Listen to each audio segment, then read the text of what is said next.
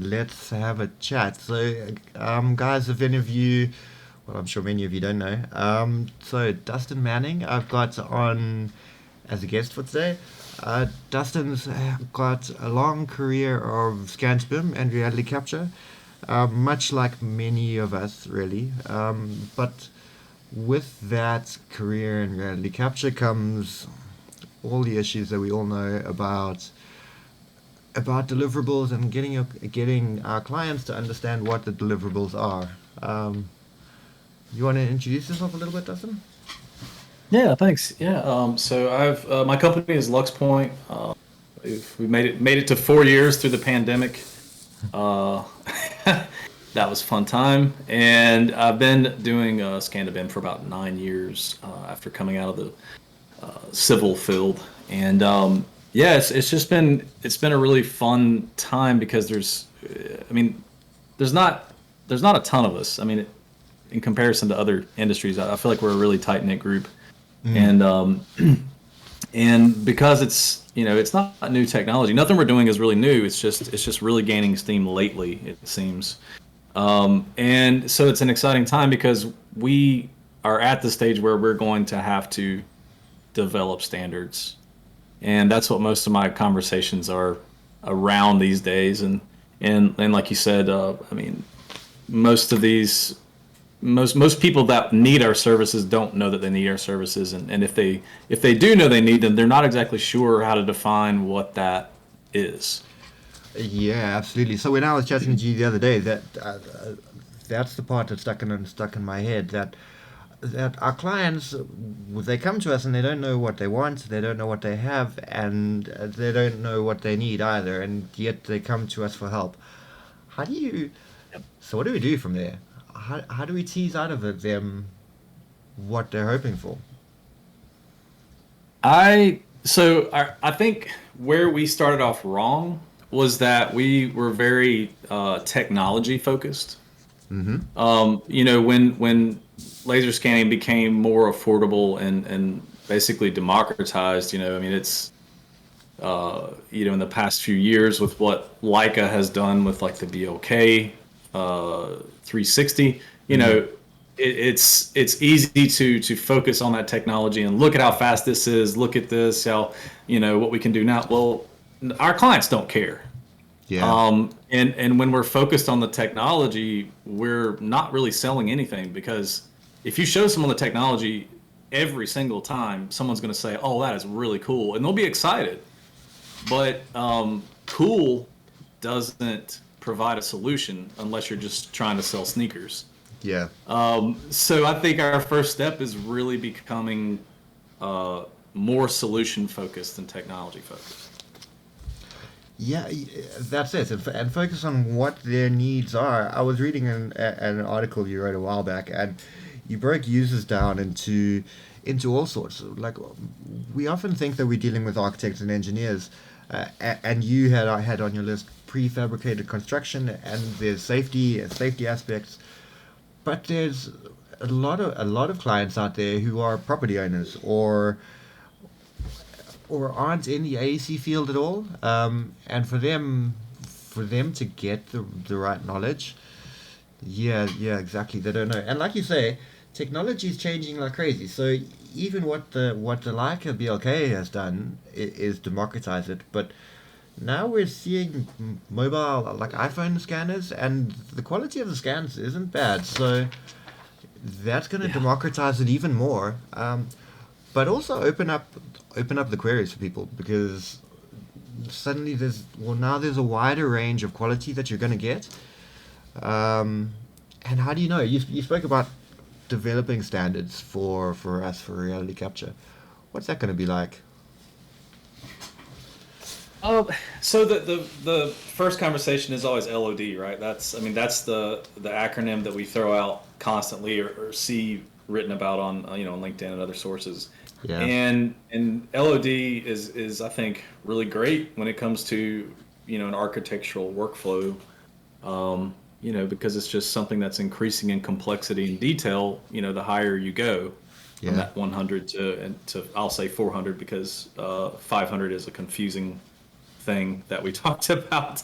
Um, Yeah. So it won't go there now, but Yeah. what we're starting to see is like if you look at what's going on in the UK, I think they've always been a little further ahead of us when it comes to standardization in this field. Mm. And if you look at that ISO 19650 and the concept, and I'm not a pro about that. I don't I actually haven't adopted it, but the concept of it is replacing LOD with LOIN. Uh, LOIN, so level of information needed. That gets to the point, right? If we're Yeah. talking about LOD, everybody's just thinking about a geometric model.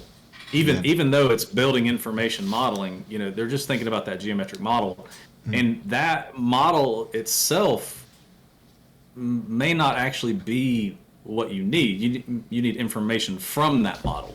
Yeah, that's it. Yeah, so we get stuck on LOD, and I'll argue all day long about whether or not LOD 350 is real, that and whatnot. So if we don't, again, and I guess it's the same thing I was saying earlier. It's like we have to be solution minded. So yes, we have to talk about level of detail if something is going to be modeled, but more so, what information are we trying to get out of this? Um, Realistically, so you were talking about building owners. Yeah. That's my favorite client because they're not thinking about anything other than I need this piece of information. How much rentable area do I actually have? Yeah. Yeah.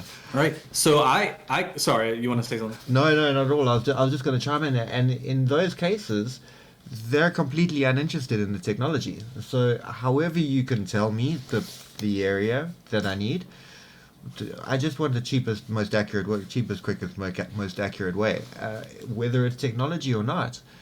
Um, yeah, those building owners don't mind whether we use technology or we use a tape measure, so long as we're accurate. Right. Right. And they've learned. They finally do see how um, what's the term, inadequate traditional measuring methods are, because they're just prone to gross error, and you just don't know. You don't have any way to verify it. If somebody says this room is this size, you say okay, Yeah, right? You go on. But and now they're seeing. I have clients that they're like, we've been hiring the same guy for 15 years to come out and hand measure these buildings. They're always wrong. It always takes them too long to get it done, and then we have to go back out and field verify measurements. All yeah, right, so now we step in and we have a verifiable and a repeatable measurement method, which those are the important terms that I think an owner wants to hear. They don't care about how many points per million points per second my scanner scans.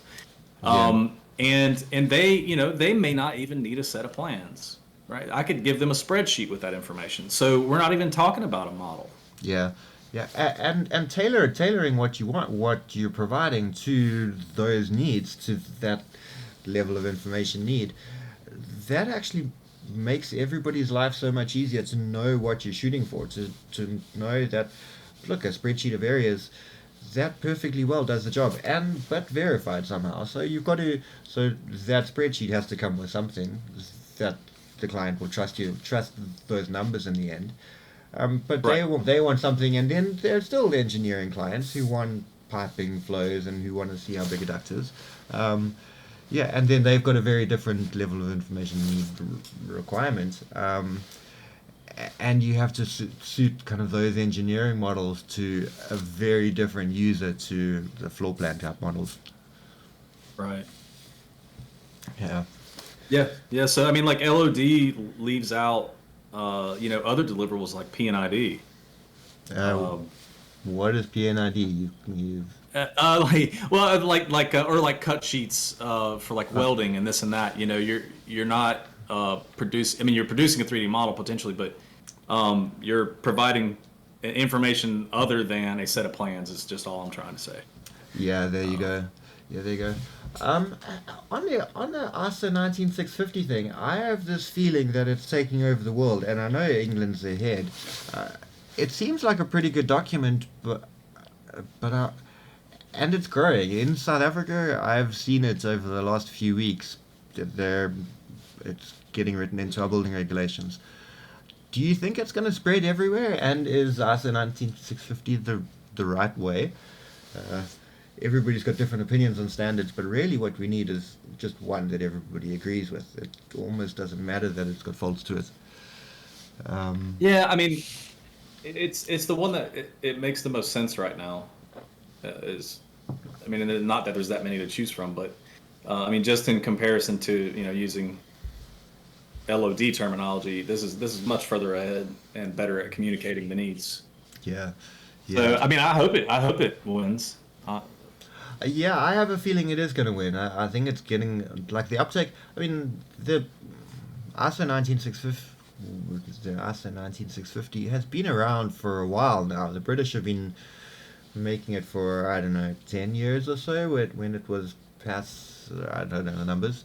Um, but it has become a British standard and it's moving on. So it's developed over a long time, which is quite nice to see. It's not brand new. It's been going on for a while. So I think I'm quite interested in trying to change over to that and seeing what that involves. But it's going to be quite a process. I've got no doubt. Yeah. Yeah. Well, I mean, in the end, we're all going to come to the same conclusion, and right now, it really just seems like it's hard to. Like I was talking with Chris Kirchhoff a couple days ago, and we were talking about standardization for scanning and this and that, Mm-hmm. and it's like, how do you communicate something simply enough so that you can't screw it up? That's it. Because it is complex, but I mean, it can be broken down into these parts, and Yeah, and the base question isn't a complex question. So you know what the client is going to ask and what you need to tell the client. What are we providing at what level of detail? But without the terminology, are you providing nuts and bolts? Are you providing walls to within half an inch or an eighth of an inch?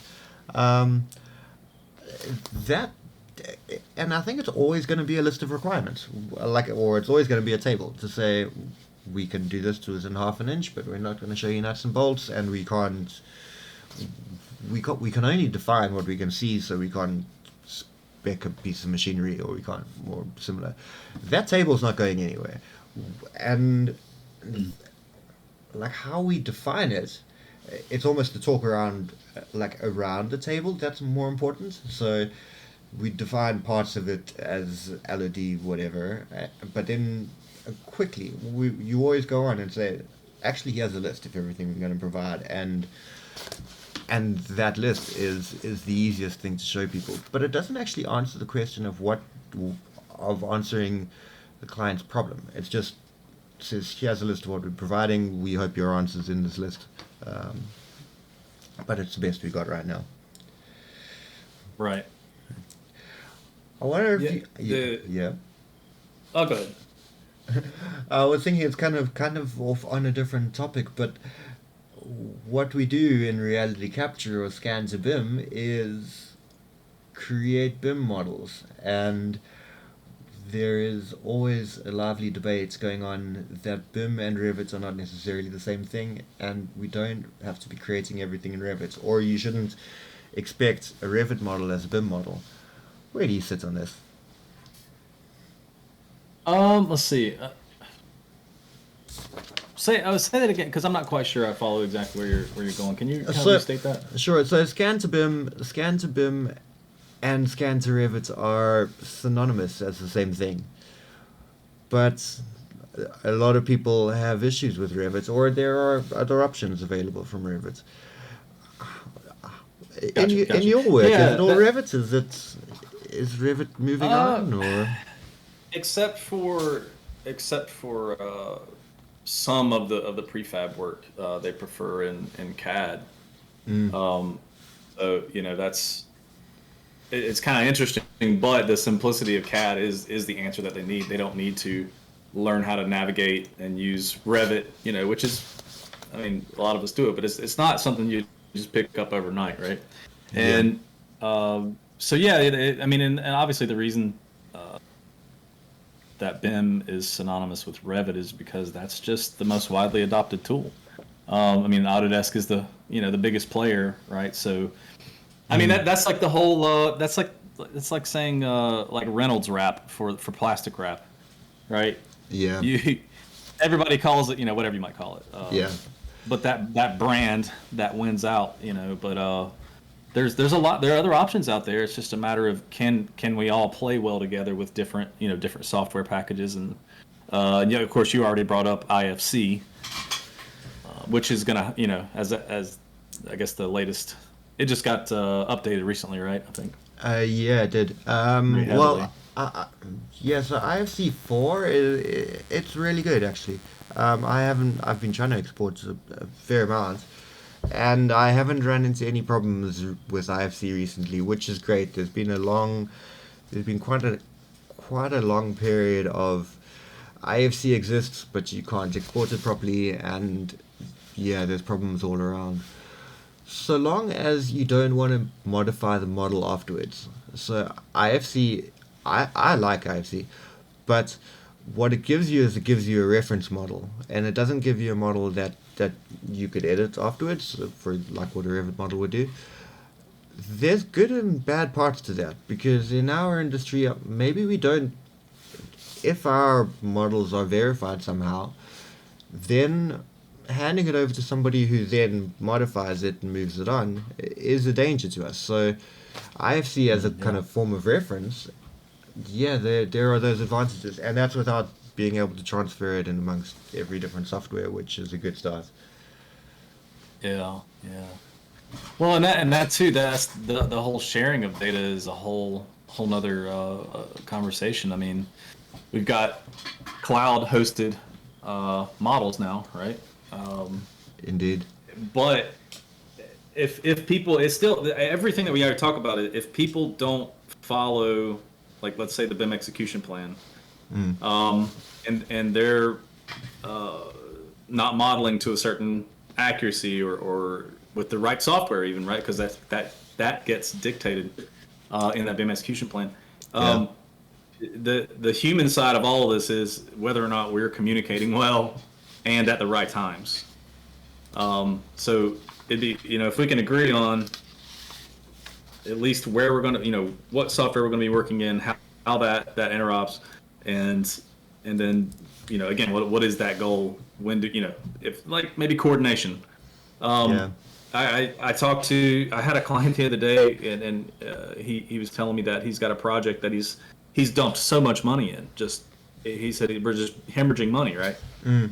And I asked him what, well, as far as the deliverables go inside the design development phase and all that. I was like, what does your BIM execution plan say? Like why are you having issues with coordination? Why can you not get some trade on the phone to fix something? Mm. It's like, and because it takes enforcement, Yeah. and enforcement can only happen if I think the owner understands the importance of that standardization, and how, and the question is, how do you hold every stakeholder accountable for Yeah. doing it in the agreed upon way, right? Yeah. We don't even have an ISO standard yet. So how am I supposed to say, it should have gone this way? Well, that's effectively just my opinion. Yeah, absolutely it is. Although your opinion could get written into the BIM execution plan right at the beginning, and then at least everybody's working to the same document. So, but yeah, those standards, and which brings us back to the LOD argument. Well, not the LOD argument, but the use of LOD. That, well, you know what I find the problem is that while on a normal building project, on a design project, for example, the kind of LOD goes from very basic at the beginning, and it increases as it's designed to go from 100 to 400 to 500. But then the reality capture people come in, and we come in right at the beginning, typically. But we're not producing LOD 100 information right at the beginning. Everybody needs much more than that. So while the LOD system might actually work quite well for how a design progresses, it doesn't work for those of us jumping in on the sides who aren't necessarily there for the whole project at all, but we're just coming in to add a certain feature or add certain information to the project. that's that's part of the problem that reality capture people have, is that people are kind of shooting for too far down, too much detail, too early in the project. Hmm. I wonder. So so the just looking back at just looking at United BIM just to pull up real quick the LOD definitions. Um, so LOD 100 is conceptual, right? So if you're providing a any kind of documentation that was built from an accurate laser scan, that you that's not conceptual. Yeah, you're already past that. Uh, right. Yeah. Now, the one thing I would say is, if someone says, "Oh, we're going to provide an LOD 300 model," so what they really mean is the majority of what they're showing is going to be precise geometry, right? So this is a 5-inch wall here. This is a 36-inch door there. That's like where I feel like we start from. Like we start at 300. We Yeah. don't approximate anything. We're measuring off of the real world condition, right? Exactly. But we can have elements that are represented graphically, whereas the geometry is not important. So something is like exit signs, right? I don't Yeah. need to model an exit sign and put that in the model, right? That's a waste of time and it's more overhead. All I need is a symbol or a block of some sort to say, oh yeah, there's an exit sign right here. Yeah. Yeah, for sure. And then you're conveying all the information anybody could possibly want. So yeah, we've got to minimize.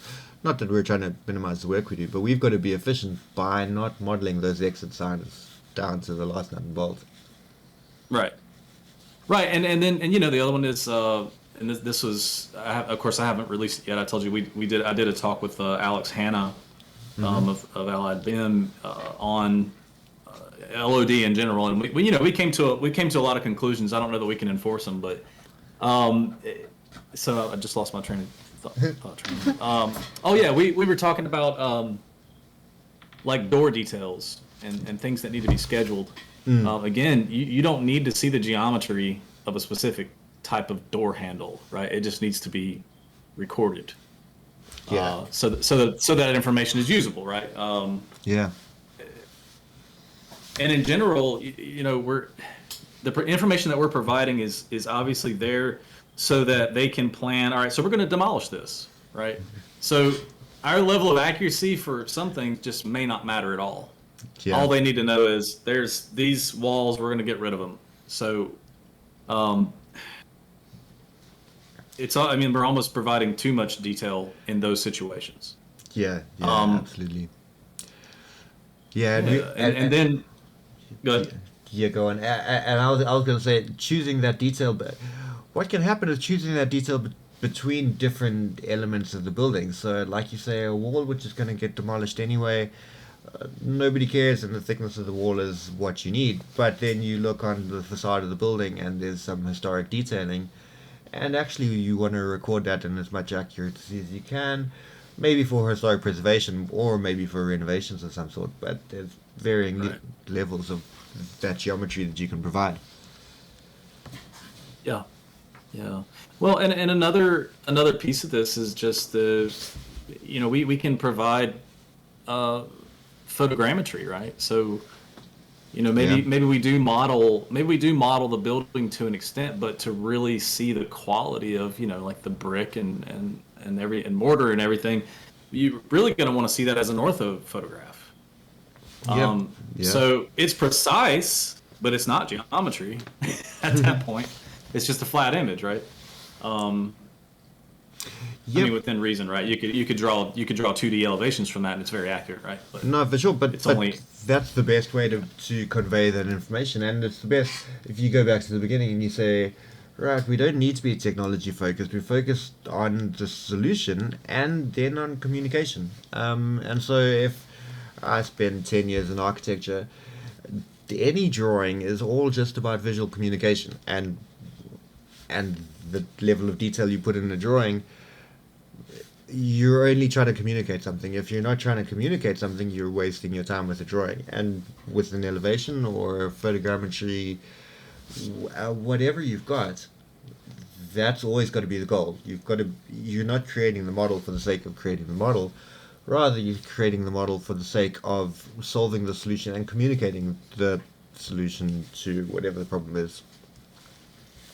Yeah, and I think we get our we get kind of crossed up because there's two sides to what we're doing, right? There's the design, there's the documentation, but then there's the visualization side, and it's pretty easy to think more about like, oh, how what do I want this to look like when I show it to whoever. And so Yeah. that visualization is always much more rich than what you would need to produce a set of, construction plans. Absolutely. If you want to measure something off, then that visualization information, well, it's not useful for you. Yeah. Right. And so that and then and there's so many facets to this, but I'll give an example of a client was an owner. He ordered, let's just call it an LOD 300 Revit model, so that his architects could use that. And so we've got buy-in from the top. He's clear about what we need, and then we do a partial delivery, to communicate maybe some changes and things, and the architect starts asking for information, like they want us to model these historic windows with or without like broken panes and missing glass. All right. And it's like, no. Yeah. Nobody has the time to model that. Like, I mean, you Yeah. could, right? But that's not what the client ordered. You're going from a BIM model into now. All right, this is an entirely different process to determine what's salvageable from a historic standpoint. Yeah, exactly. And then a model's not the right solution anyway. You should be trying something other than a Revit model or a BIM model isn't going to solve your problem perfectly. This is the case where ortho photos would be far easier to tag where the broken windows are and where there's glazing missing. So, well, Yeah. yeah. Thanks very much. I wonder. Do you think there's any questions from the guys listening to us?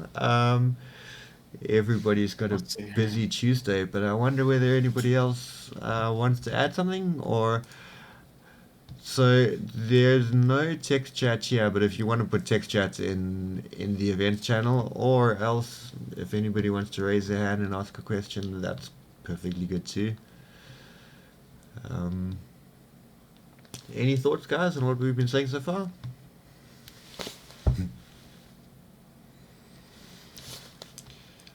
Everybody in the audience I is was always. It was crickets. Yeah, I was always. just texting some. Let's see if they're. No, they can jump on, absolutely. Hey, can you guys hear me? Absolutely. Yeah. Yeah. Yeah. And I just wanted to say thanks. This was super insightful.